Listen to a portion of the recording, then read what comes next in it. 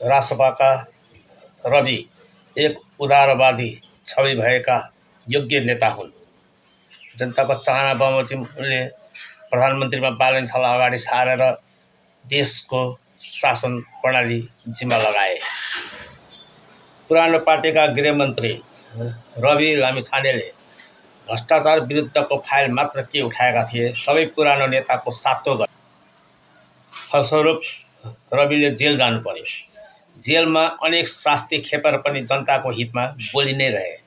जनहितको लागि आफूले खडा गरेको रासपाको सभापति हुँदाहुँदै पनि स्वतन्त्र छवि लिएर उदाएका पूर्व मेयर बालन शाहलाई प्रधानमन्त्रीको ढोका खोली उदारनीति देखाएका रवि साँच्चै एक राजनेता हुने योग्य छविका नेता हुन्। देश र जनताको हितको लागि आफूले खडा गरेको रासपा पार्टीमा स्वतन्त्रबाट जितेका बालेन्द्रलाई प्रधानमन्त्री अगाडि सारेर देश हितमा काम गरे। रवि जस्ता उदारवादी नेता कोही छैन। गिरिजाप्रसाद कोइरालाले पनि कृष्णप्रसाद भट्टराईलाई अगाडि सारेर पछि ब्याक गरेर आफू प्रधानमन्त्री भएका थिए।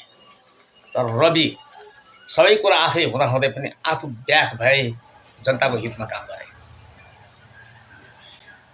यसैले रवि एक राजनेता हुने योग्य पात्र हो।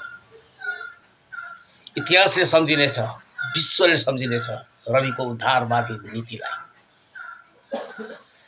रवि र बालनको दोस्ती सदा रहोस्, यही शुभकामना छ।